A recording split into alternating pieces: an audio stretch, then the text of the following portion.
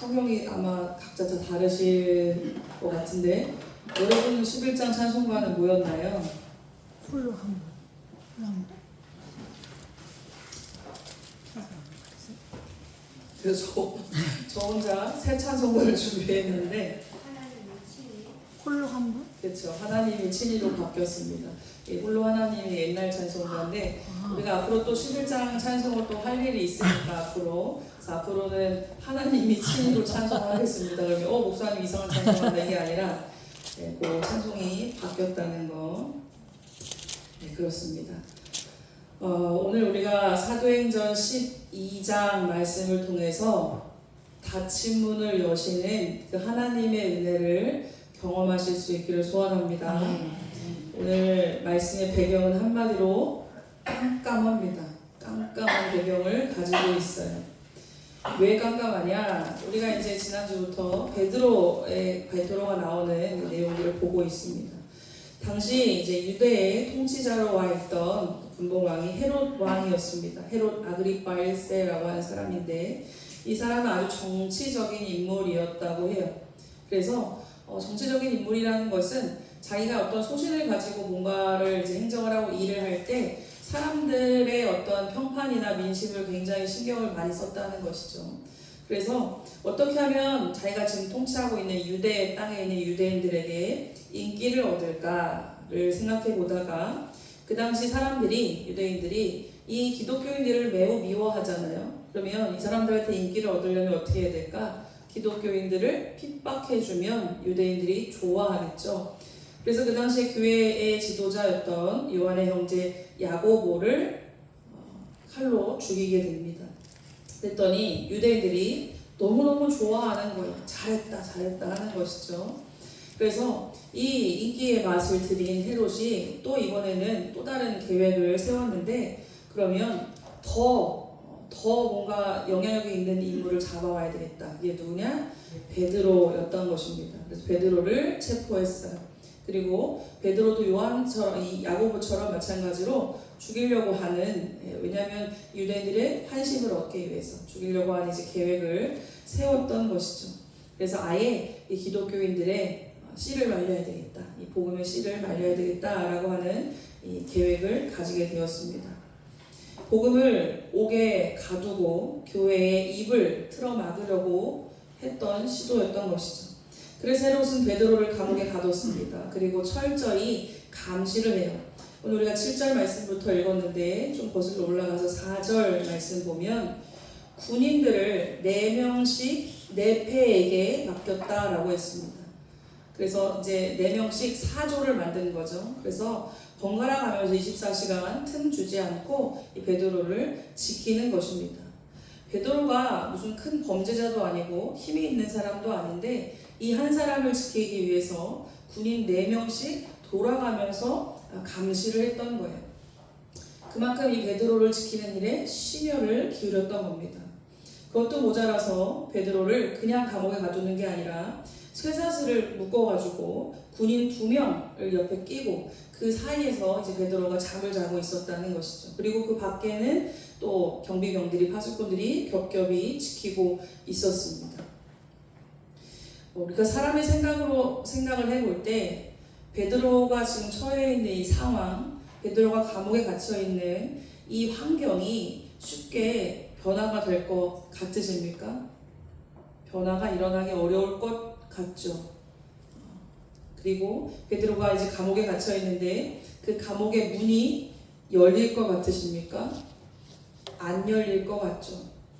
완벽하게 닫힌 문입니다. 헤롯과 유대인들은 이제 됐다, 끝났다. 이 베드로가 감옥에 갇혔고 내일이면 이제 사형당할 거니까 이제 끝났다. 이렇게 했던 것입니다. 교회도 이 당시 베드로와 함께 신앙생활했던 교회도 이 사실을 알고 있었어요. 그럼 교회는 뭘 하고 있었냐? 오늘 말씀 앞에 보니까 교회는 기도를 하고 있었대요. 교회는 기도를 하고 있었습니다. 하나님께 간절히 베드로를 위해서 기도하고 있었습니다. 그럼 이제 무슨 일이 벌어지는가? 이제 그 내용을 우리가 봐야 되겠죠. 우리에게도 이럴 때가 있습니다. 사방을 둘러봐도 온통 꼭 막힌 것만 같은, 내가 자유한 사람인데 전혀 자유하지 않고 갇혀있는 것만 같다, 꼭 막혀있는 것만 같다, 이럴 때가 우리에게도 있습니다. 질병이라고 하는 옥문 또는 물질의 문, 관계의 문, 자녀의 문, 온통 세상의 문제들이 나를 꽁꽁 묶고 도저히 빠져나갈 구멍이 보이지가 않을 때가 있는 것이죠. 그래서 내가 철저히 이 깜깜한 상황 속에, 깜깜한 어둠 속에 내가 갇혀있는 것만 같다. 더욱이 영적 침체까지 더해진다면 정말 깜깜한 상황이 되는 겁니다. 그러나 여러분, 오늘 우리가 읽은 이 말씀은 어느 것도 우리를 가둘 수 없다라고 우리에게 선포합니다. 세상의 계략은 복음을 가두려고 하지만 하나님의 역사는 결코 가둘 수가 없다는 사실을 믿으시기를 바랍니다. 오늘 우리가 읽은 본문에서 절대 놓쳐서는 안 되는 중요한 힌트가 나오는데, 헤롯이 베드로를 잡아 가둔 때가 언제라고 나오느냐? 3절 말씀 보실까요? 3절 말씀 보니까 이때가 언제래요? 무교절이래요. 좀 있으면 6월절이 다가옵니다. 이 무교절 6월절이라는 말이 오늘 전체 말씀 중에서 2번이나 나오게 됩니다. 12장에서. 왜 이 사도행전을 기록했던 누가는 이 6월절을 2번씩이나 강조하고 있을까요? 물론 누가는 의사였기 때문에 좀 이렇게 깐깐하고 기록하기를 좋아하고 논리정연한 사람이에요. 그래서 이 사도행전의 누가복음을 읽어보면 어떤 시간적이나 공간적인 걸 굉장히 세밀하게 잘 이렇게 기록을 해놨습니다. 근데 어쨌든 이 누가가 기록한 이 사도행전에 이 6월절이라고 하는 걸 강조해서 기록하고 있다는 것이죠. 이것은 단순한 날짜 기록만은 아닙니다. 이것이 이 사건이 이때에 이루어진 의미가 있다는 것이에요. 지금 베드로가 감옥에 갇힌 이 사건이 구약성경 출애굽기에 나오는 6월절 구원 사건과 굉장히 흡사하다는 것을 혹시 발견하신 분이 있으실 겁니다. 구약의 6월절이 어떤 날인가요? 이스라엘 백성들이 애굽에 살다가 440년 동안 거의 노예처럼 종로를 타며 살다가 이제 출애굽하게 되는 때가 이제 이르렀죠. 그때 바로 왕은 이스라엘을 절대 놓아주고 싶어 하지 않았어요. 왜냐하면 너무나 쓸만한 일꾼들인데 데리고 있으면 요목조목 써먹을만 하잖아요. 어떤 일을 시키고 어떤 제대로 된 품삯을 주지 않고 거의 종로를 시키듯이 일을 시키니까 이들을 보내고 싶지 않아요. 그래서 막 안 놓아주려고 완악하게 하였습니다. 마치 바로는 문지기가 되어서 문을 꼭꼭 걸어 잠근 것만 같아요. 이스라엘 백성들은 나가야 되는데 하나님이 모세 보고 데리고 나가라 그랬는데 나갈 수가 없는 것이죠. 인간의 힘으로는 그 거대한 애굽이라고 하는 바로 왕의 그 권세라고 하는 감옥을 빠져나올 방법이 전혀 없었습니다. 전혀 나올 수가 없죠. 어떻게 이집트의 그 파라오의 명을 거역할 수가 있겠습니까? 가능하지 않은 이야기예요. 바로 그때 마지막 10가지 재앙 중에 마지막 6월절 밤에 어떤 사건이 일어났습니까? 하나님께서 이스라엘 백성들에게는 어린 양을 잡아서 각 집에 문설주에 다 바르라 그랬죠. 그 피를.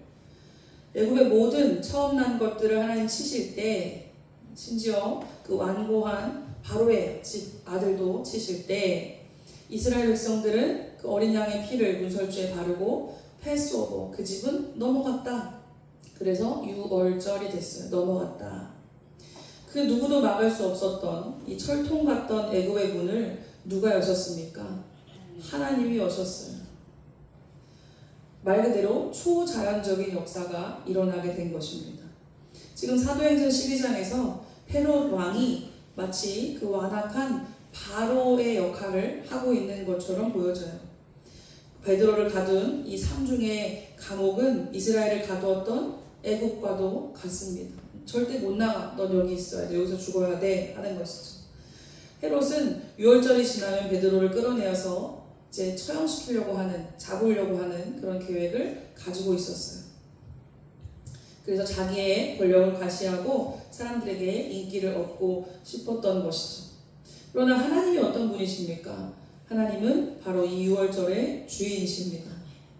헤롯이 자기가 날짜를 정하고 내가 모든 것을 내가 한다라고 아마 자신만만했겠지만, 그러나 결과적으로 볼 때 하나님의 크신 드라마와 하나님의 크신 역사 속에서 헤롯은 하나님이 쓰신 어떠한 도구에 불과하다는 사실입니다.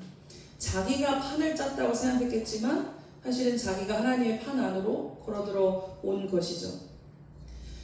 이제 끝났다, 내일이면은 이제 다 됐다라고 하는 확신했던 그 밤에 하나님은 이 출애굽 구원 작전을 베드로에게도 실행시켜 주십니다. 마귀와 세상은 우리를 절망의 감옥에 가두고 이제 끝났다, 날짜만 세고 있는 거죠. 가망 없음. 하지만 우리 하나님은 우리가 가장 깊은 그 어두움에 있을 때 바로 그 유월절 밤에 구원의 문을 열어주시는 하나님이신 줄로 믿으시기 바랍니다. 내 힘으로 열 수 없는 절망의 문 앞에서 유월절의 기적을 행하셨던 그 하나님이 나의 하나님이 되어서 나에게도 그 기적을 일으켜 주실 수 있다. 이 하나님을 신뢰하며 일어나야 되겠습니다. 이제 하나님의 구원 역사가 이제 어떻게 구체적으로 이루어졌는지 오늘 우리가 읽은 말씀들을 통해서 보시면 7절 말씀 보실까요? 호련히, 갑자기 어디서 나타나는지 모르겠는데 호련히 주의 사자가 나타나매 옥중에 광채가 빛나며 또 베드로의 옆구리를 쳐 깨워 이르되 급히 일어나라 하니 쇠사슬이 그 손에서 벗어지더라. 감옥에 갑자기 빛이 비추더니 천사가 나타났죠. 주의 사자가 나타났습니다. 그런데 베드로는 얼마나 깊이 잠들어 있는지 천사가 쳐 깨웠대요. 야, 일어나 라고 이렇게 때렸다는 거죠. 그 정도로 깊이 잠들어 있었다는 거예요.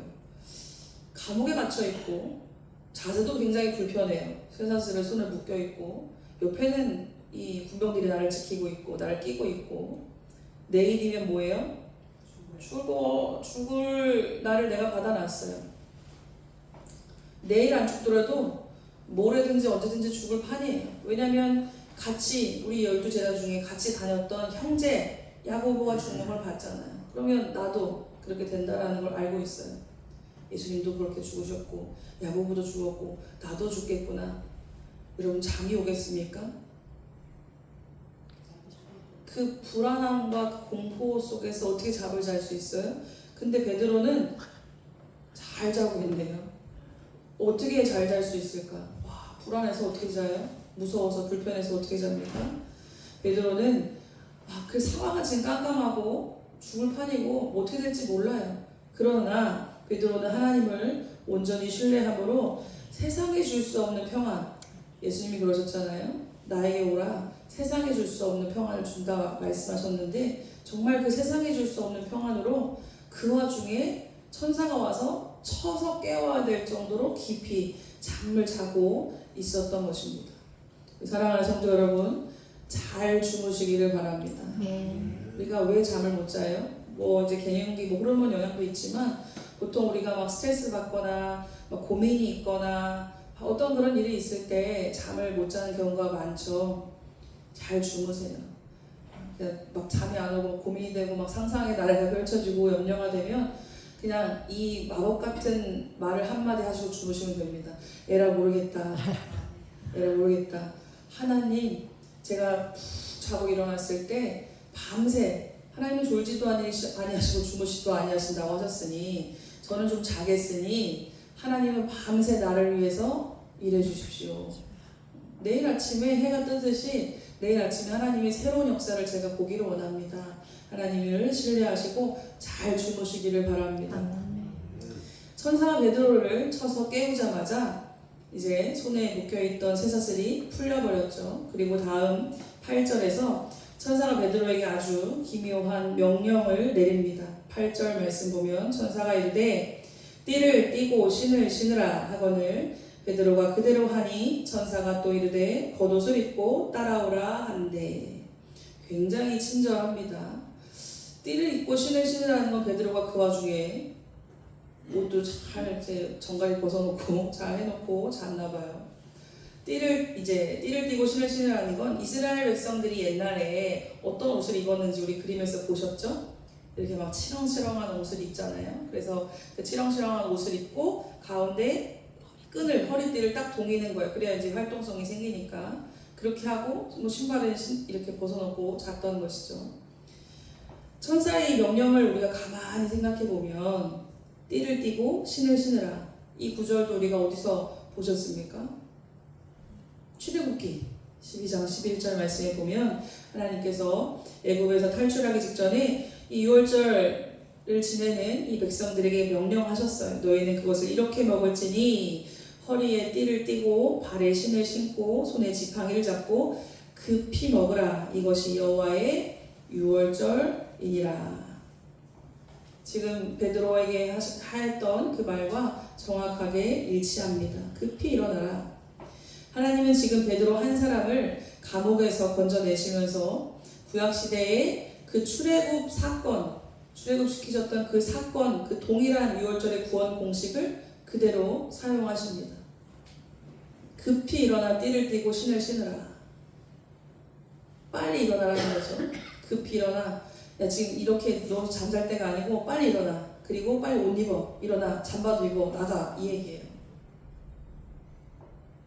이제 너는 더 이상 이 감옥에 있을 필요가 없다. 너는 감옥의 노예가 아니다 라고 하는 선포인 것이죠. 이 감옥은 네가 있을 곳이 아니니 자유인으로서 당당하게 나아갈 준비를 하라 라는 말씀입니다.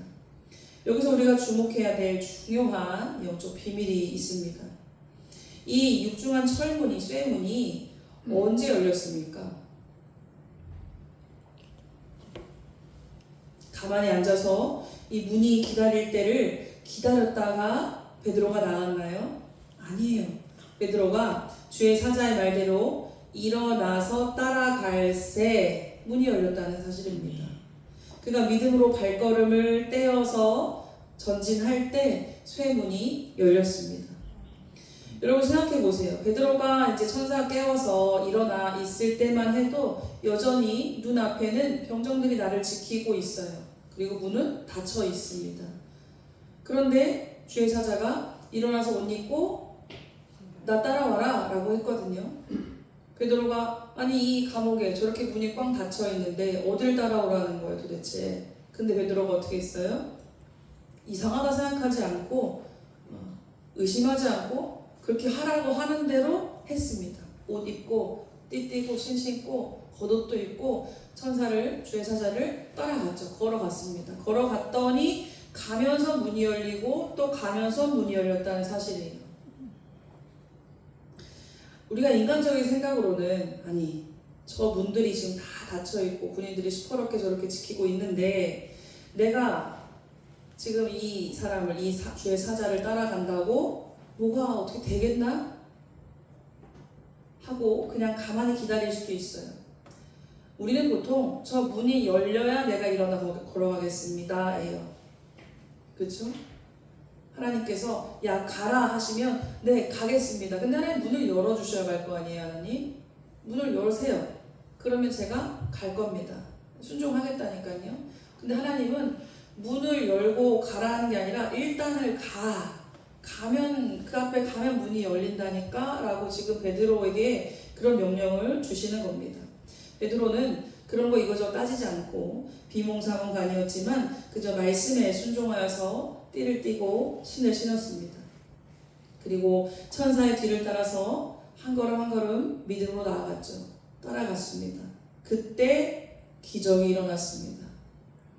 베드로가 일어나 걸어가니까 신기하게 파수꾼들이 베드로를 보지 못하는 거예요. 봤으면 난리가 났겠죠. 지금 몇 중으로 지키고 있는데 문을 3중으로 닫혀 있는데 거기를 지나고 문이 열리고 막 이런 일들이 있는데 아무도 베드로를 지금 못 본 거 아니에요. 그런 장면은 성경에 기록되어 있지 않지만 어쨌든 베드로가 나가는 걸 보고 뭐 호루라기를 불었다느니 뭐가 어쨌다느니 얘기가 없고 무사히 성으로 들어갔으니 아무도 베드로를 보지 못한 겁니다. 문이 열리는 것도 파악하지 못한 거예요. 베드로가 움직이기 시작하니까 첫째 파수문이 열리고 둘째 문이 열리고 그냥 통과가 됩니다. 그리고 마침내 성으로 통하는 마지막 쇠문도 열렸어요. 그리고 베드로가 이제 그 문 앞에 발을 내딛는 바로 그 순간에 문이 열리고 베드로가 이제 밖에 나와서 깨달았다는 것이죠. 뭘 깨달았습니까? 내가 비몽사몽 중에 꿈인가 이게 생신가 뭔가 하고 따라 나왔지만 이건 하나님께서 하신 거구나를 그가 깨달았다는 겁니다. 할렐루야. 베드로가 감옥에 주저앉아 있을 때에는 아무 일도 일어나지 않았습니다. 그러나 주의 사자의 말을 믿고 일어나 그가 걸어갔을 때 비로소 하나님의 역사가 시작되어서 쇠문이 그냥 열렸어요. 사랑하는 성도 여러분, 오늘도 우리가 이 주님의 음성을 듣기를 소원합니다. 아멘. 영적인 침체에 우리가 빠져서 절망의 감옥 바닥에 주저앉아서 한탄하고 원망하고 불평하고 눈물을 흘리며 문이 열리면 하나님 그때 움직이겠습니다 라고 우리가 뒤로 미루고 있지는 않은지요. 내 인생의 쇠문은 절대 열리지 않을 것이다 라고 내가 포기하고 단정짓고 있지는 않은지요. 오늘 성령님께서 여러분의 옆구리를 치시며 말씀하실 거예요. 야, 일어나. 급히 일어나라. 믿음의 허리띠를 띠고 다시 동요와 메고 신을 신고 가라. 나를 따르라. 말씀하십니다. 문이 열리는 것을 보고 걷는 것은 믿음이 아니에요.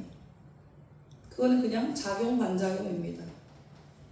문이 닫혀 있을지라도 열어주실 하나님을 신뢰하며 발걸음을 내딛는 것이 믿음입니다. 아멘. 일어나라는 명령을 받을 때, 너가 급히 일어나라 명령을 받을 때 이미 쇠사슬은 손에서 풀어졌어요. 이 지금 베드로의 상태가 어떻습니까? 야, 급히 일어나서 일어나라 라고 할 때 사슬은 풀렸어요. 그 상태에서 이제 옷 입고 나 따라와 라고 이제 명령을 두 번째로 받았습니다.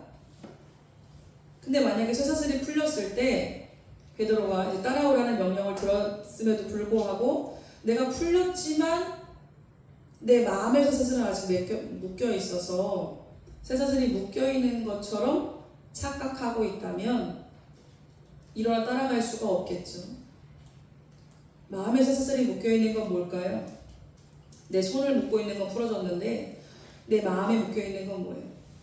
두려움과 염려와 걱정, 내 인간적인 생각과 계산들이겠죠. 가다가 들키면 어떡해요? 가다가 저 사람들이 나를 해하면 어떡해요? 만약에 가다가 실패하면, 탈출에 실패하면 어떡해요? 뭐 여러 가지 염려와 걱정들이 있을 겁니다. 아직도 쇠사슬에 매여있는 줄을 착각하고 두려움에 떨고 있는 것은 우리의 모습이죠. 이미 일어나라 라고 했을 때 이미 쇠사슬은 풀렸어요. 그러니까 따라오라 했을 때 얼마든지 내가 자유로운 몸으로 일어날 수가 있는데 내가 쇠사슬이 묶여있는 줄 알고 아직도 착각하고 일어나지 못하는 것입니다. 두려움보다 더 크신 하나님을 주목하고 말씀에 순종하여 띠를 띠고 믿음의 발걸음을 내딛기 시작할 때 우리 앞을 가로막고 있던 철통 같은 문제의 쇠문들이 저절로 열리는 역사가 일어날 줄로 믿습니다. 아멘. 내 힘으로 여는 것이 아니에요. 문을 여시는 분은 하나님이십니다. 아멘. 우리는 그저 일어나 띠를 띠고 발을 내디디며 주님을 따르기만 하면 됩니다. 이제 마침내 감옥 밖으로 나와서 시원한 공기를 마시게 된 베드로가 그제야 정신이 이제 번쩍 들죠. 11절 말씀에 보니까 이에 베드로가 정신이 들어 이르되 내가 이제야 참으로 주께서 그의 천사를 보내어 나를 헤롯의 손과 유대 백성의 모든 기대에서 벗어나게 하신 줄 알겠노라 하여. 11절 말씀에서 베드로는 위대한 고백을 이제 하는 것이죠. 이제야 참으로 알겠노라. 베드로가 무엇을 깨달았습니까? 세상의 권력자 헤롯의 손이 아무리 정말 무섭고 강하고 그래 보일지라도 유대 백성들이 복음을 멸하는 계략과 기대가 아무리 치밀할지라도 악할지라도 하나님의 구원 계획보다 강할 수 없다라는 사실을 그가 뼛속 깊이 깨달았어요. 헤롯과 유대인들의 기대가 뭐였습니까? 그들의 기대는 베드로를 죽여서 복음의 문을 영원히 닫아버려야 되겠다. 예수를 죽여도 저들이 안 흩어지고 또 시범으로 야고보를 죽였는데도 저들이 멀쩡하네. 그러면 베드로도 죽여야 되겠다. 그런데 소용없는 일이었다는 것이죠. 그리고 이제야 참으로 내가 알았다. 하나님께서 이렇게 하신 것을 내가 알았다라는 고백입니다. 사탄의 계략은 교회를 핍박하여 흩어버리는 것입니다. 그러나 여러분, 역사가 증명하듯이 이 사단은 한 번도 복음을 가두는 데 성공한 적이 없죠.